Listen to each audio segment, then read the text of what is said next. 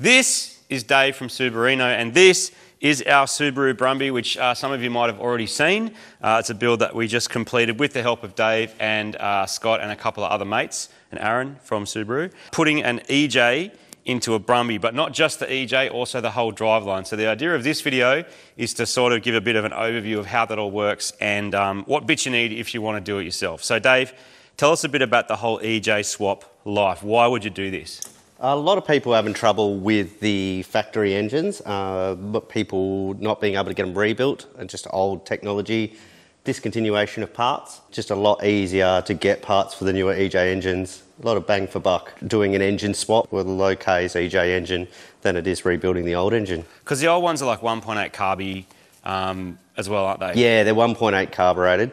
Again, with the technology of the EJ, not having a carby is a big benefit. Yeah. Not many places will rebuild a carby anymore. And getting parts. So when we built this, we decided that we were going to do the whole driveline swap. So there's sort of two ways to do it. When I first started cooking up this silly idea, I found Dave pretty quickly when I started researching Brumby stuff. Dave is based over in WA, in Perth. And straight away I got in touch and Dave was like super helpful with all the tips. So that is how we got into this mess, but there is a few different ways of doing it. We've done the full driveline swap, including hubs to go 5x100 instead of 4. But can you tell us a bit about your sort of original method that you developed? So yeah, about probably 1 in 10 conversions, they go the full all-wheel drive conversion. You can get away with it an awful lot cheaper if you keep the factory gearbox. Now we do sell an adapter plate that goes between the EJ engine and the factory gearbox, and that's a lot, goes in between here. Yeah, and looks the same from this bit forward? Absolutely. And in fact, from the top now, it would look identical. Yeah. You wouldn't notice any difference. Yeah.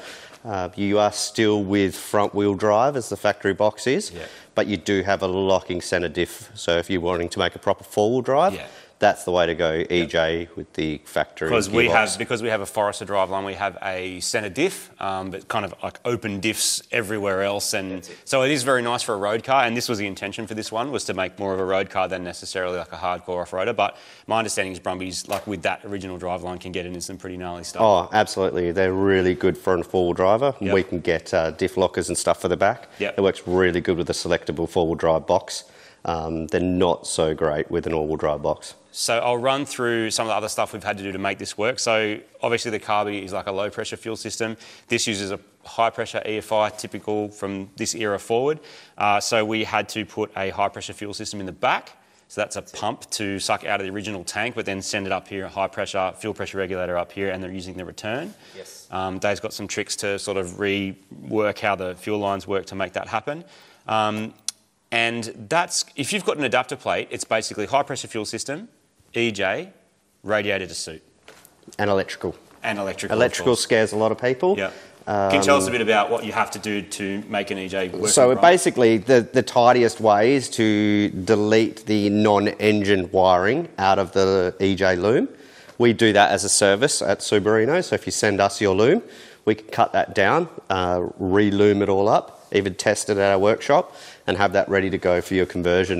So it'll plug into your Brumby. You put an EJ in, plug one end into your Brumby and one end into your... Well, you end up with just sort of 5 wires. It's not just simple plug-in. Yeah. You do have to terminate the wires into the car, but you only end up with sort of 5 or 6 wires. The wiring cut down does also include a sort of cheat sheet guide, which will help you work out where everything's got to go and help you understand what the wires actually do. So if you do have a fault, it's easier for you to fault find. So we also lifted this, so it's got a 2-inch lift in it. You don't have to lift your Brumby, but if you're doing an all-wheel drive swap, which means Forester driveline, not Brumby driveline, a lift makes everything fit just a little bit easier because it sort of separates the body away from the driveline and gives you more space. Can you tell us a bit about the lift kit? So we've got a 2-inch body lift kit for the Subaru Brumbies, and now we've got a lift kit available for the Subaru L Series. And yeah, it's a body lift kit. What most people are scared about lifting these is CV angles. Now, if it's a proper body lift, it's lifting the whole body, dropping the whole running gear. Your CV joint angles remain exactly the same as they were before. Yep. If anything, you get a little bit more camber offset with a Subarino kit, which brings your camber in, which also helps your handling, tyre wear, and things like that. And you've got a couple of bits and pieces to sort of fine-tune the suspension, like radius rod spacing. And yes. So people, especially off-road guys that go for big mud tyres and things, they have a bit of a problem scrubbing tyres at the back here. Yep. And we've got these radius rod spacers that actually move the wheels forward, which allow more space for bigger tyres. So we've gone custom aftermarket coilovers from Shockworks for the front of ours because we were pushing the envelope and trying different things. Dave's kit comes with spacers, so you can use all your factory stuff if your factory stuff is still good, but there is options like this as well if you're going all out or you want more adjustability, which is what we were chasing. So what else, Dave? The other thing that we did as well, apart from having to customise the radiator, which is part of it, but if you don't want to use an alloy one, you want to use your factory one, a local radiator shop can like change the way that your outlets point if you want to use your factory one, is my understanding. Yes, you can still get the copper brass ones, and they're easier to do the outlets. Yeah, but if you're like me, you don't know how to do that stuff, but you can do alloy. Alloy is an option as well. The other thing that we did as well, which we should mention, is a 5-stud conversion. That's it. So we are just developing, and it's out now. There's a 5-stud conversion kit, which does allow you to upgrade it allows you a lot of things. You're upgrading your stud pattern to a better wheel choice, 5x100, which is, if you've owned a Brumby for a while, you know you don't have a lot of options. It also allows you to upgrade all your brakes, suspension options for the front end, handbrakes now in the rear end, which people love, the handbrake in the back. It's just an upgrade all round. So the only kit available in the world that we know of that does the 5-stud conversion. And it's worth mentioning, one of the reasons that I went for that as well was because I wanted to use later model stuff on the front. So that means you can get brand new brakes to suit a Forester or a Liberty or an Impreza, because you can use pretty much all of them as donor cars, depending on what generation. Now, we chose a 2001 Forester because I wanted a 2-litre and because I wanted the ECU up on the engine, just because it looks pretty and it makes things a bit simpler. And just because. But single overhead cam as well is worth mentioning. Some people put double overhead cam ones in here, but they don't always fit without messing with your chassis rails, and then you can have engineering dramas. And I understand the turbo doesn't always fit either. No, well, all turbos are double overhead cam. Oh, right, so you've got that problem in the front. With turbo models as well, you have usually an intercooler up here, which usually fouls the spare wheel carrier. So that needs to be cut. There's a fair bit of body work to do with the turbo conversion, plus there's no space on the engine cross member for the turbo up pipe. Got it. So this, as we've done it, fully reversible, right? That's it. We haven't cut the body in a weekend, you could put this back to standard if you wanted to. Say if you were wanting to swap this whole conversion out of this vehicle, put it into another Brumby, you could just lift this out, unbolt everything, bolt it into another Brumby over a weekend. And the other probably notable thing that you can do as well is we've got 2022 BRZ seats, but my understanding is one generation older. It's actually not that hard to get the seats in as well. So that's another thing you can look at. Yeah, the earlier BRZ seats are almost straight bolt-in.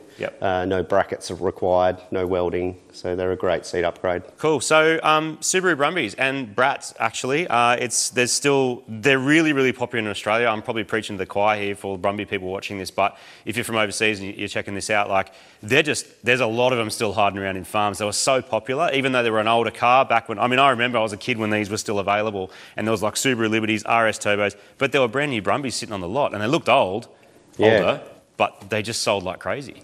I'm fixing up hundreds a year, getting them back on the road. So yeah, awesome.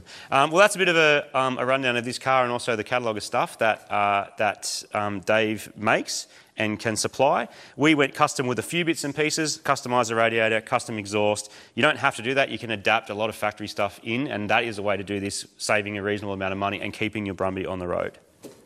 Sound about right? That's it, Marty. Awesome. Thank you. Hit up Dave if you need stuff, particularly auto electrical stuff, because that loom overlay looks simple. I saw him do it on a table without even looking at the car. He's just like, that goes. And we plugged it in, and it started first crack.